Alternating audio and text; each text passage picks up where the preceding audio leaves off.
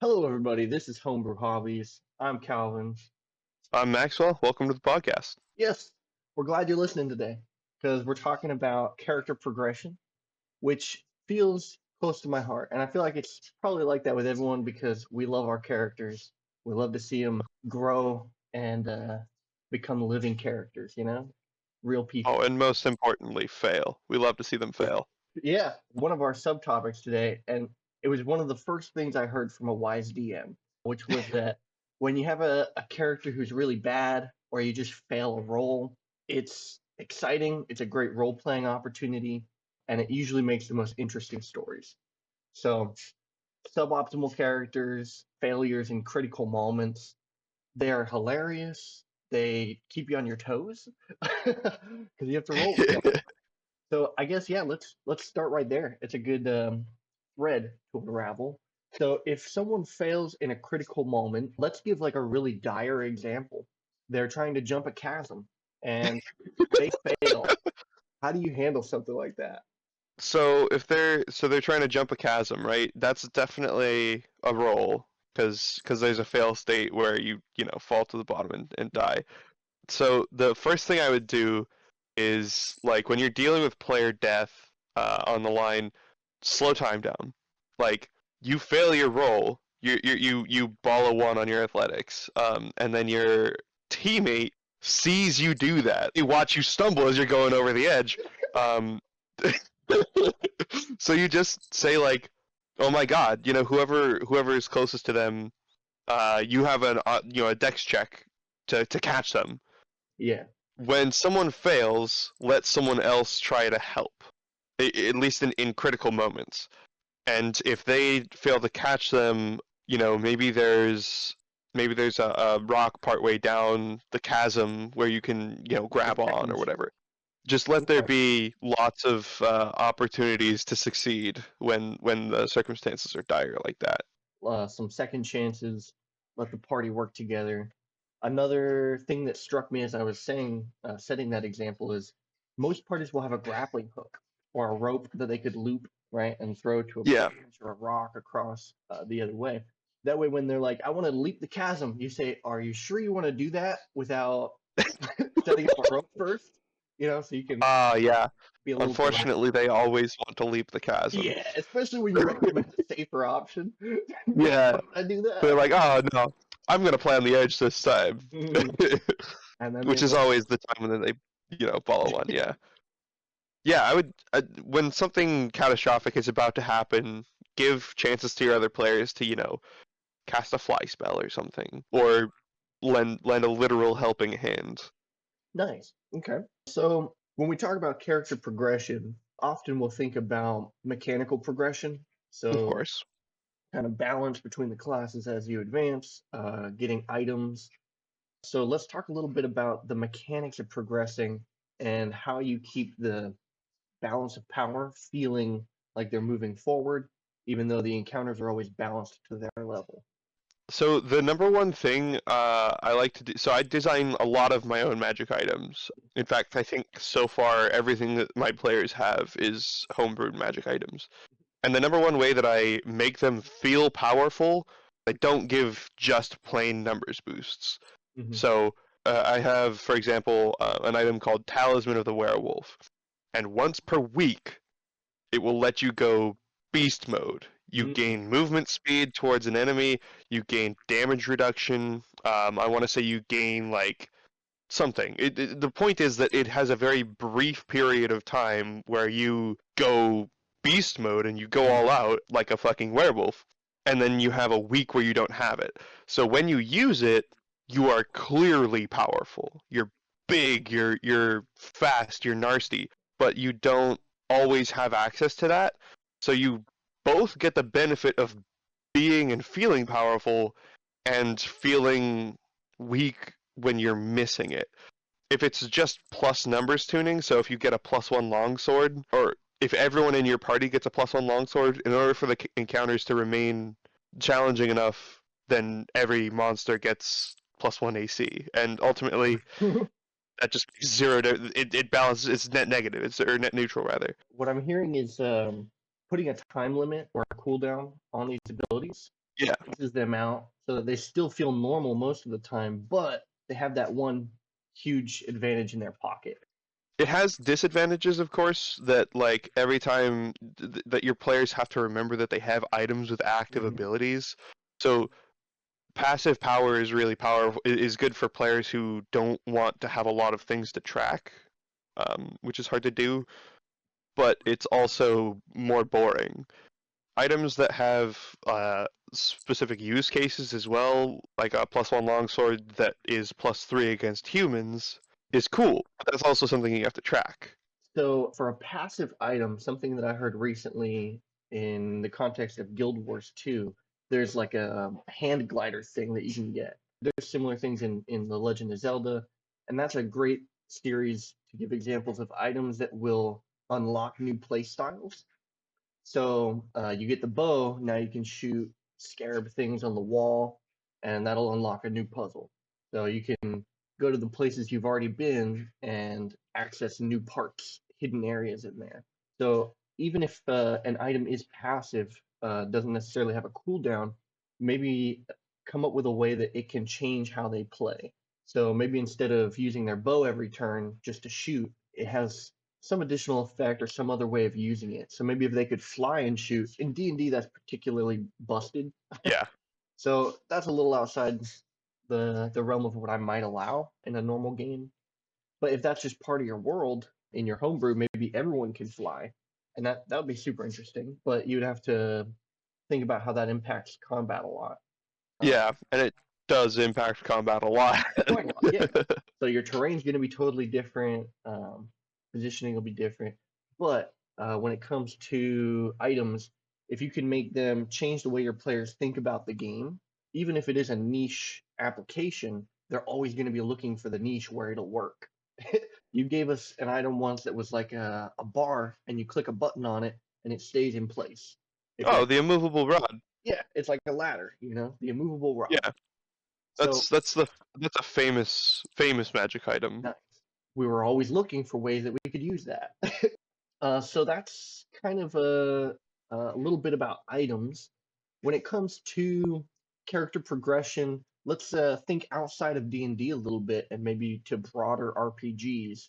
So something that might apply even in other systems. When you're having characters level, usually their stats are going to increase. They might gain access to abilities every few levels. How do you feel about pacing those kinds of things, and what should stick out to players and be exciting for them to progress toward?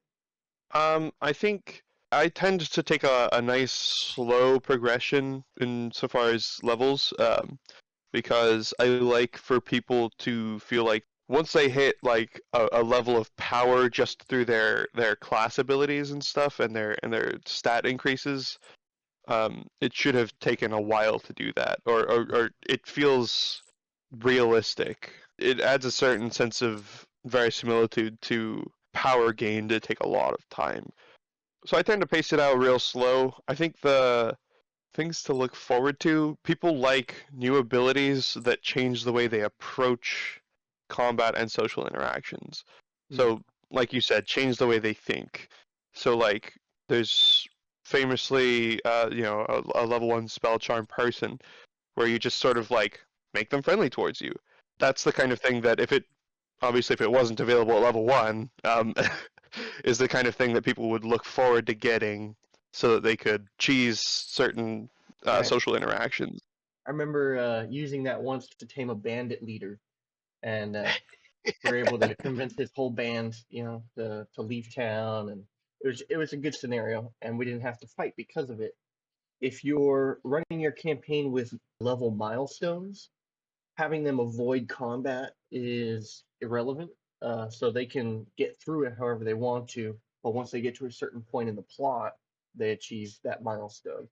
So I prefer that way to play, because it's not like, oh, you have to kill this many monsters. You can be crafty with how you get through your scenarios and still gain real life experience rather than XP points. So, Yeah, I'm not super fond of XP as a means of progression outside of combat, mm, because like you don't.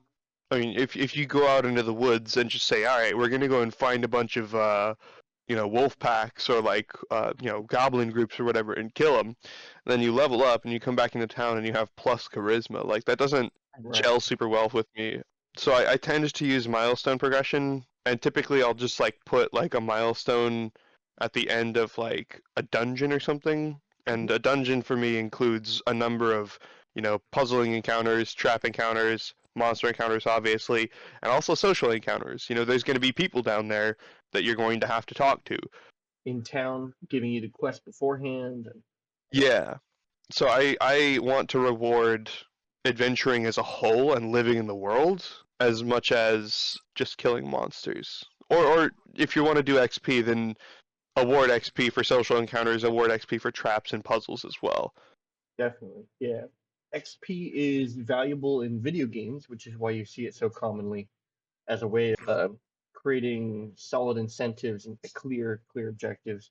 I feel like adventures in the dungeon delving AD&D days were more like, okay, well, let's just go out and hunt a little bit and become more proficient, or let's just, go into the first room of this dungeon and kill some guys to ding our next level, and then go back to town, freshen up, get ready for a full adventure.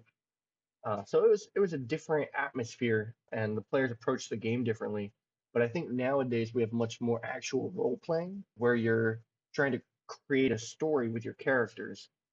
So moving away from the mechanical side of how we progress, you have like story arcs for characters. You have their background, and I think these things are what players really care about.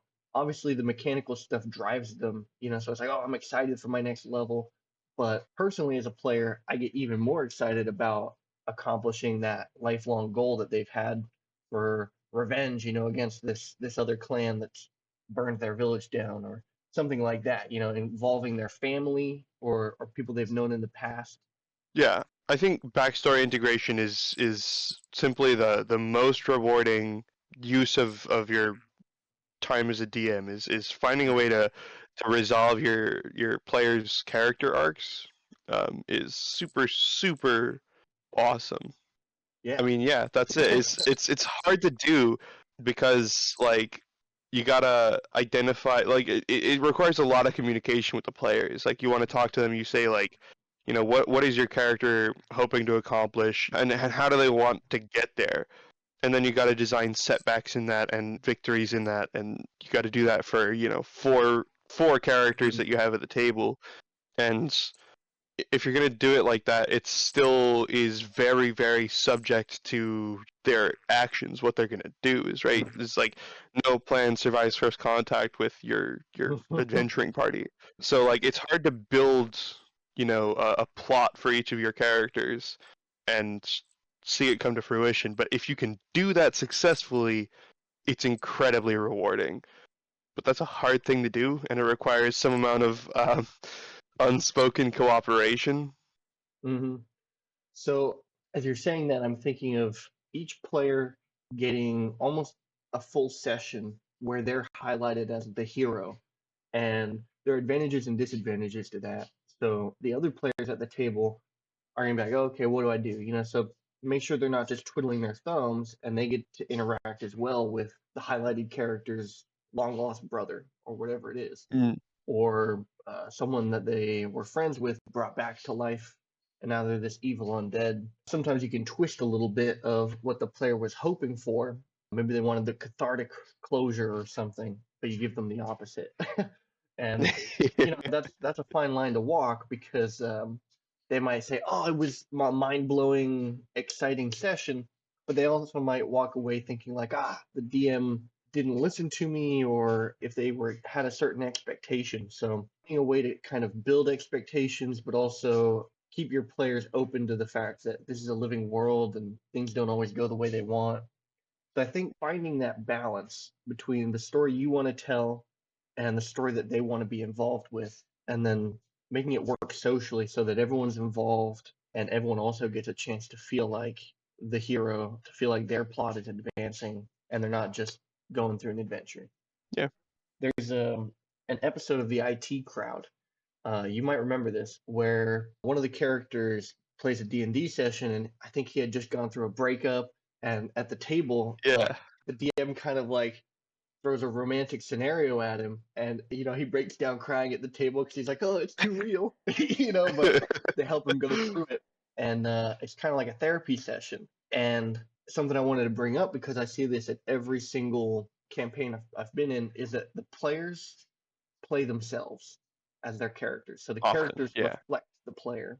And sometimes people don't role play at all. They're just themselves doing something wacky, letting loose. So definitely I think it's important to keep in mind who the people are and what they're trying to get out of the game and what they might be going through in life. As we mentioned before, like some people just play to unwind and relax. Some people get inspiration from this and bring it to their work, but you can have a big impact on people through the game and by giving them a chance to socialize and work together with people. Yeah, I think one of the main strengths of D&D is, of course, that it's a group activity, and storytelling in a group is, well, it's inherently interactive. Mm. And when you get everyone gelling together like that properly, it's so nice, but it's a really rare thing. Mm-hmm. Most of the time it's just, hanging out with your friends and rolling some dice. Yeah. Um, and that's a great activity for unwinding. So the thing that makes a good story is tension, of Mm-hmm. course. Tension and resolution is the basic push and pull of a story, of Mm-hmm. every story. And I think the thing that makes tension the most in D&D is, well, so the most common source of tension is combat, which is fine.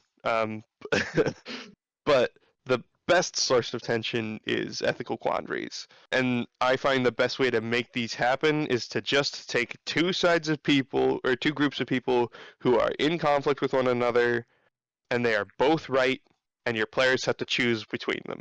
It is the best source of tension because your players can spend an entire session just arguing over, like, well, we should side with these people because of X reason, and I think it's fantastic. It's hard to get, so the balancing act there is to make both sides right at the same time. Mm-hmm.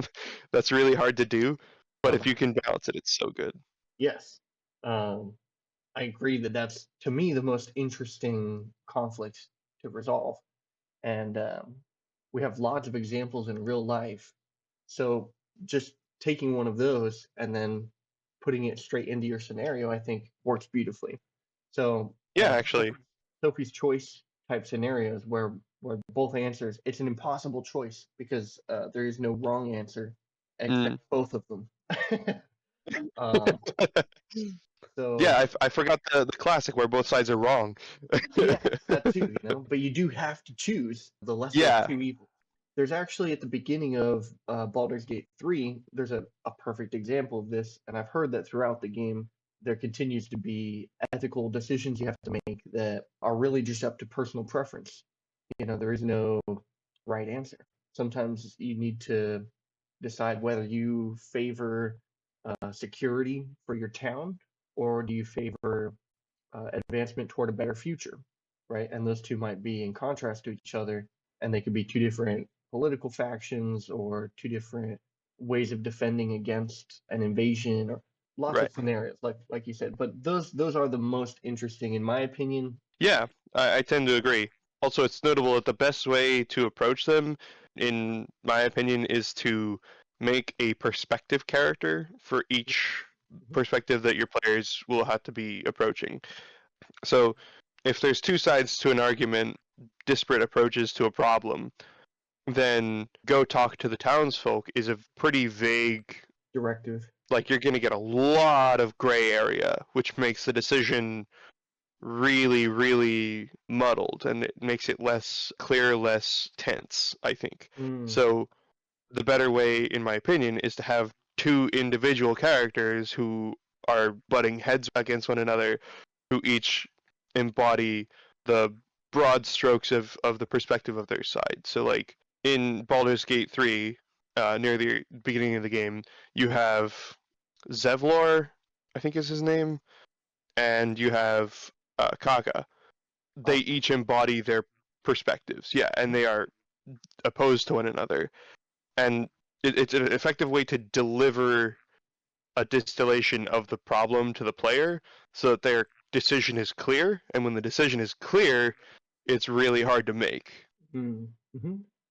Yeah, so I think that's typically how stories are written, where you'd have a character to embody the ideal, but also you can use that character to shift player perspective. So if it's a likable, charismatic person, you might lean more in their favor, even though their opinion might be less correct in a utilitarian sense or in an ethical sense.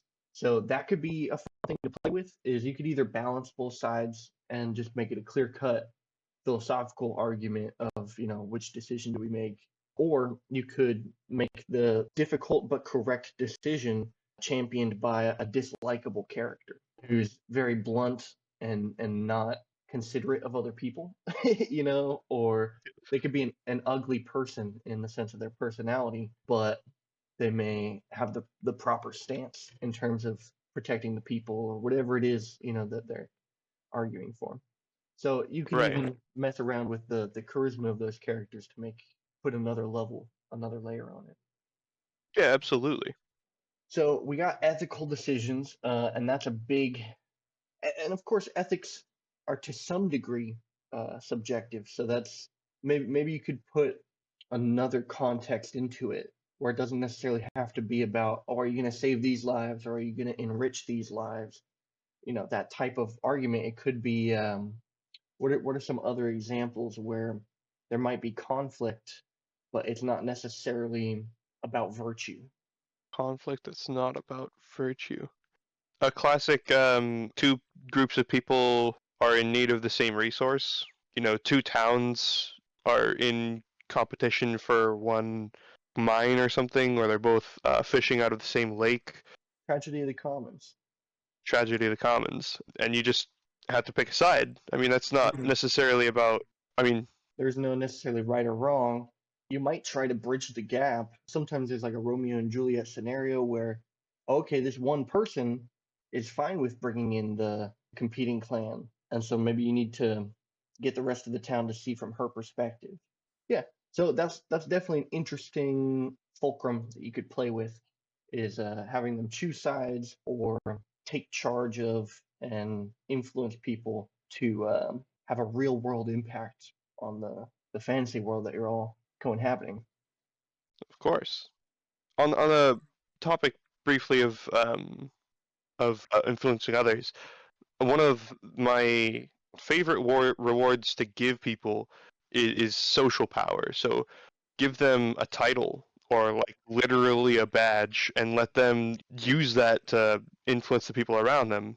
And I think it's really cool to just be able to like, you're in this social interaction and you're just like, oh well, I'm the guy who saved the next town over. Have you heard of me? And having a reputation like that is and using it to influence people is fun.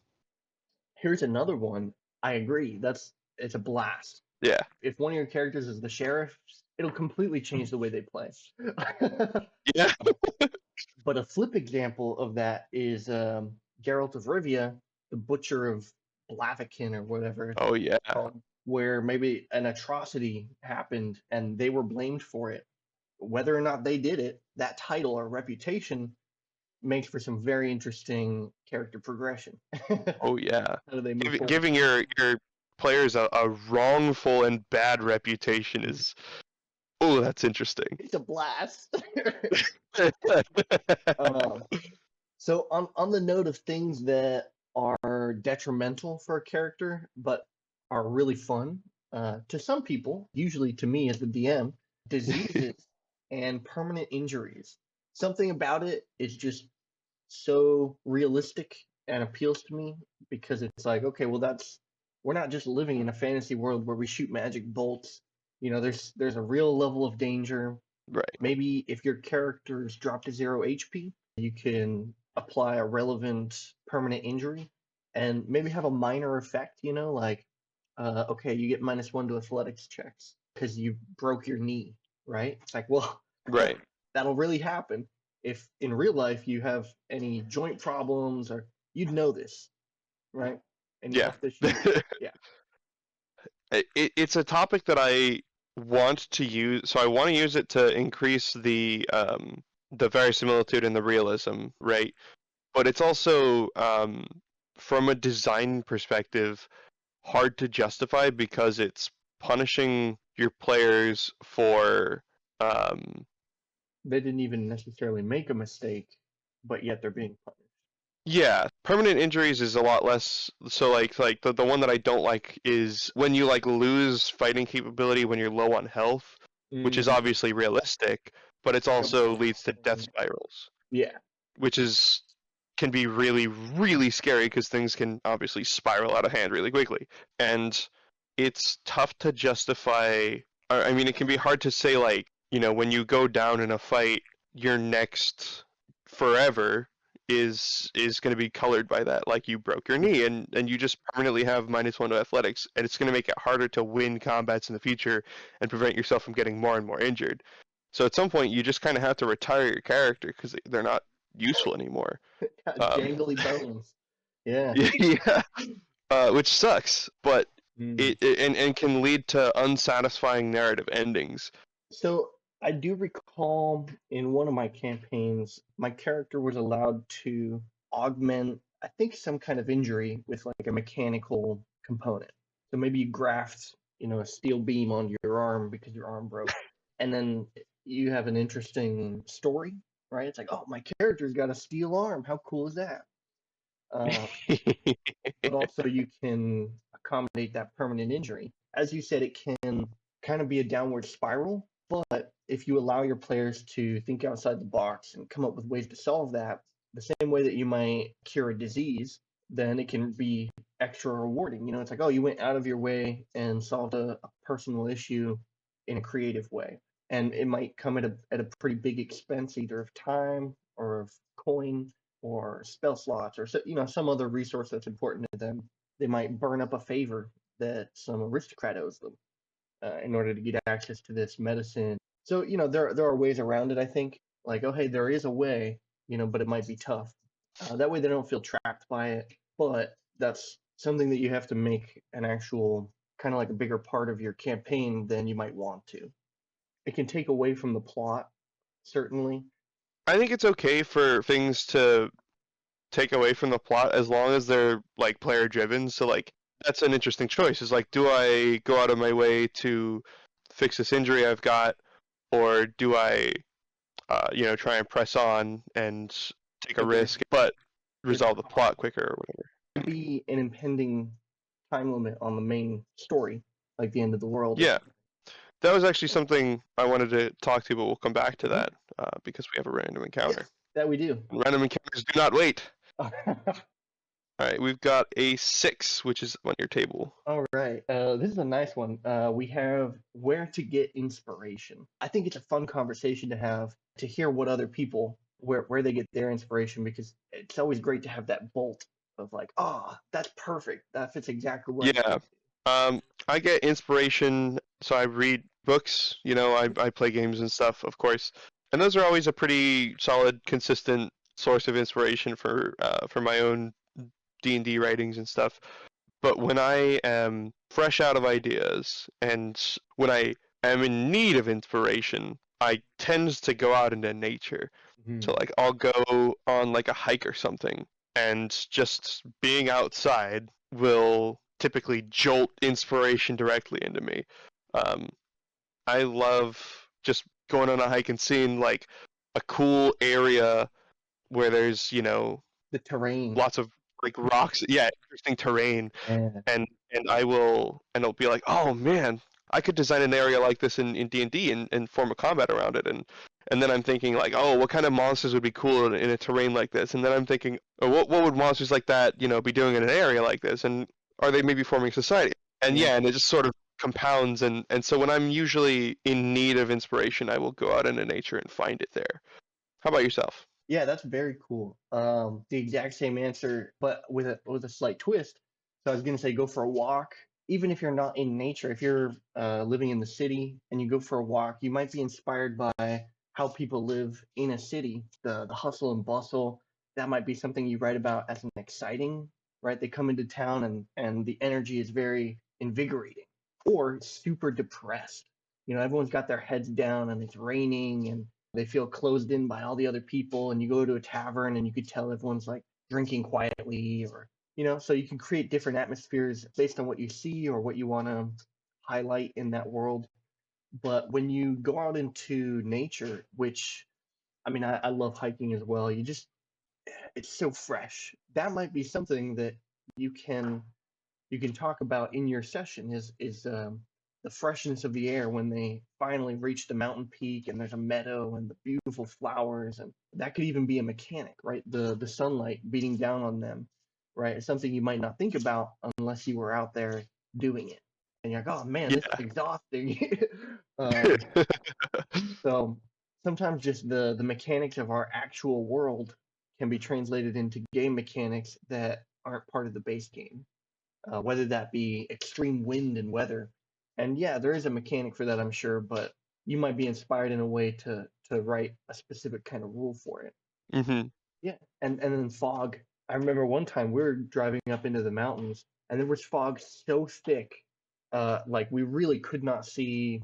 I don't know, 5, 10 feet in front of us, uh, Yeah. and we kept hearing this motorcycle like zooming through the mountain pass, and it seemed like he was on our left 1 second, and then he was 100 miles on our right the next second, and it was like this ghost motorcycle, and it was horrifying. It's like, oh man, Yeah. what's going on here? So like you can turn a scenario like that into whatever, the ghost horse rider, or the I forget the Halloween guy, headless horseman, something like that. Yeah. You could create a myth or a legend. I think those are a lot of fun for storytelling, is having like a local myth. You show up, and there was one in a campaign we did, the oven of riches. This town drunk reported on seeing an oven of riches out in the woods. So we go to investigate, and it turns out to be a coven of witches. And we had to fight the encounter, and maybe we found some riches at the end, but it was just a very funny scenario. It was a lot of fun. Iconic. Yeah. So getting inspiration from some of the obvious sources, like great stories, video games, other board games and tabletop games. For me, I love 3D miniatures and the STL models. So I'll look at the new releases from like Titan Forge or Creature Cast. These are like some of the Patreon companies that release every month dozens of new models, and they're super cool to Right. check out. They're thematic. Ooh, one other point of inspiration. I remember we were at the beach one time, sort of like cliffs and like a rocky beach, and our dad invented this idea of sea goblins, goblins that Oh live in yeah. the sea, and they got seashells and like slate shields, and very very cool, kind of like Davy Jones ish, barnacles growing everywhere. And I just drew in a whole notebook pictures of these sea goblins and their lighthouses that are all, shambled together and stuff. And Oh yeah. yeah, I love sea goblins. I use sea goblins versus sea elves as a conflict in Thea. nice. That's cool. Yeah, I think it gets underutilized. Creatures of the sea and oceanic adventures. Tend to agree.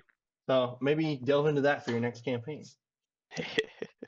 So I did want to talk about villainous plots. So storytelling is obviously important on an individual level, but the way I like to approach an actual plot line that leaves room for individual growth is by not having a plot line and instead just saying, all right, this is the villain's plan, this is the steps they will take, this is what happens if those steps fail or succeed. So the players know, like, oh man, they're raising a tower, and if that tower gets fully built, like they're gonna summon something horrifying into this realm, and then just be like, all right, With go some for it. fluff. Like, yeah, like if you guys want to just step back and not address that at all, you're more than welcome to, Mm, because you're chasing your own individual, individual backstory storytelling.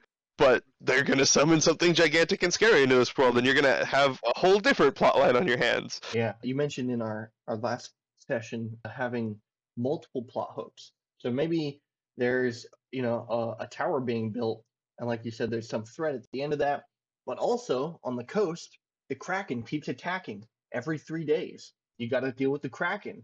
And also, the crypts are coming back to life. And we have undead roaming the town now. It's like, okay, well, which one, right? It might not just be do we ignore the main threat, but which main threats do we ignore? Do we ignore? Yeah, that's something I heard I don't remember who it was. I want to say it was probably MCDM because Oh, I listen to Matt Colville a lot. Yeah, but it was just let your villain have lots of different plot threads, and just one of them will go off. mm-hmm. Let all of the hooks be there, and one of them will come to fruition, and that gives you a final boss. Yeah, nice. That allows the players to kind of pursue what they're most interested in and eventually be faced with what's most pressing. So they get a chance to develop personally, and then they also get called to a higher calling kind of because their hand is forced.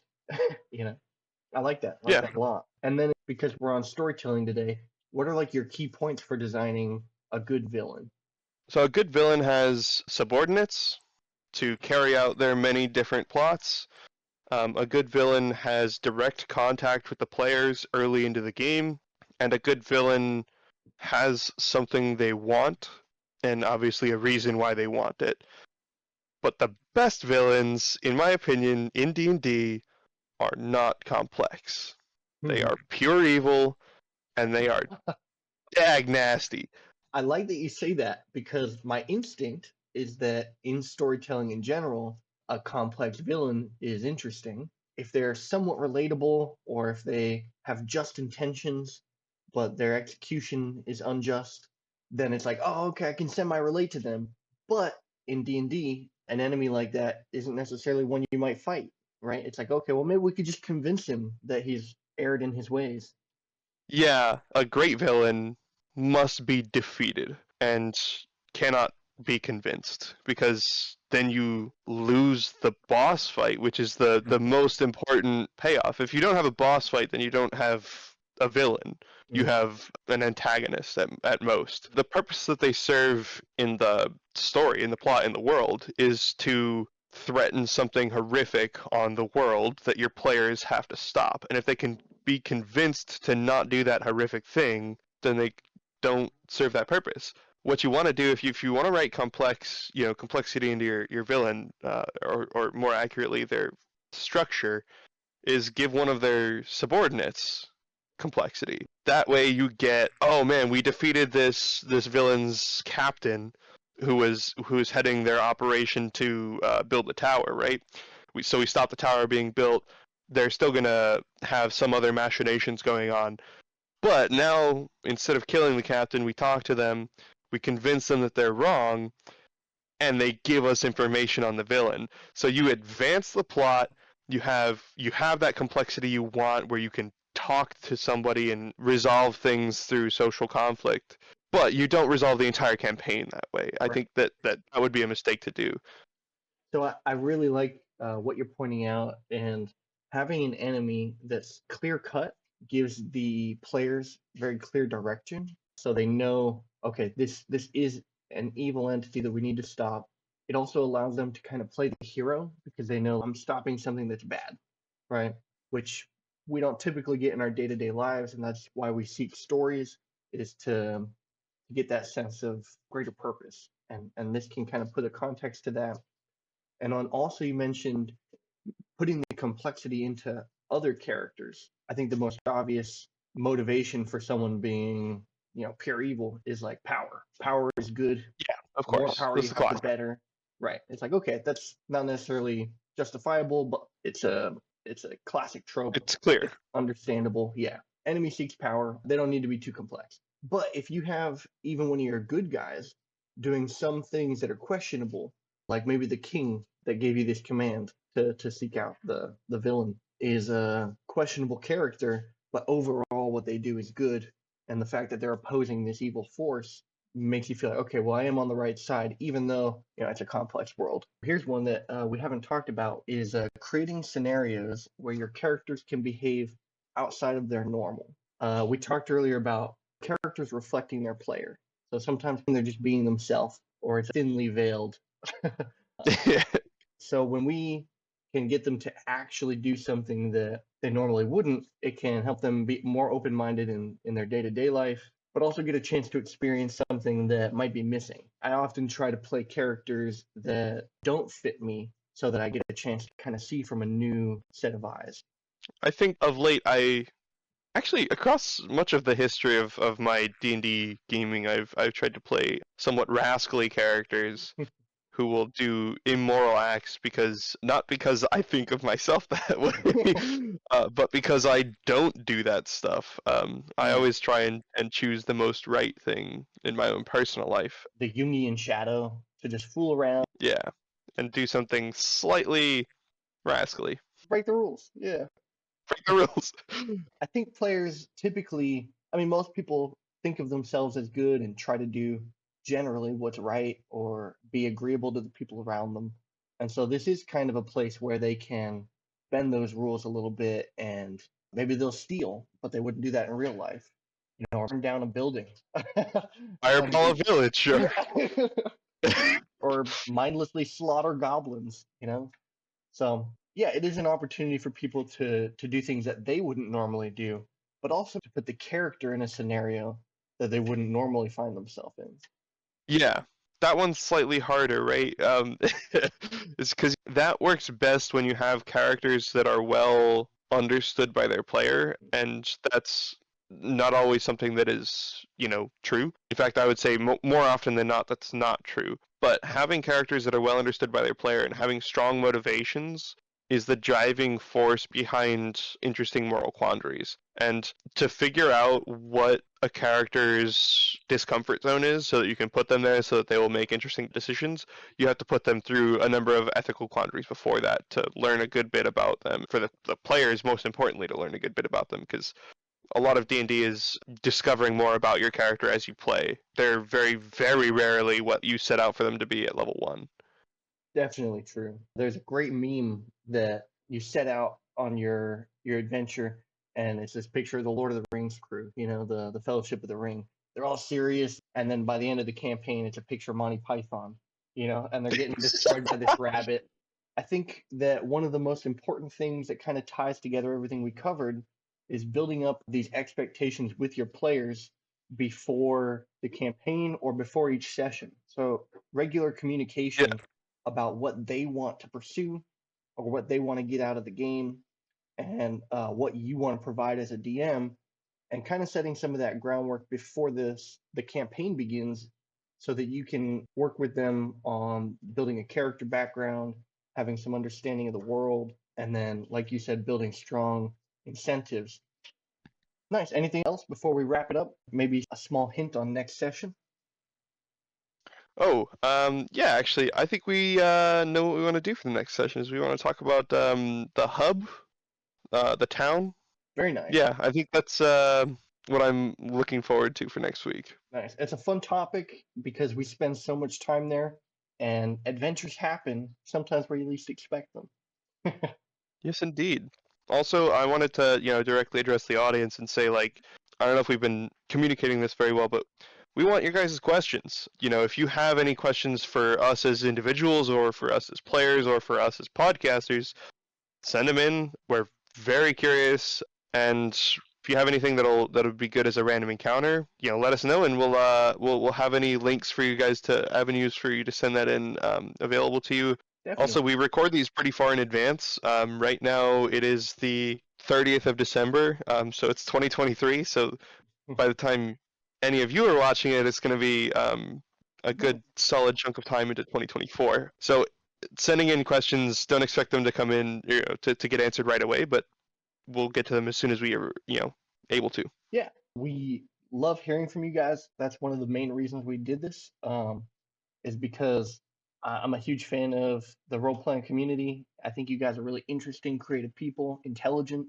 I would just love to grow together and hear what you guys have to say, either feedback or, like Max said, lots of questions, ideas for future things that we could include, including those random encounter tables, just little fun questions to go over. It's been a lot of fun so far, and I'm really excited to see how you guys get involved and what you find interesting about it. So look forward to it. Excellent. See you in the next session. All right. Take care, everybody.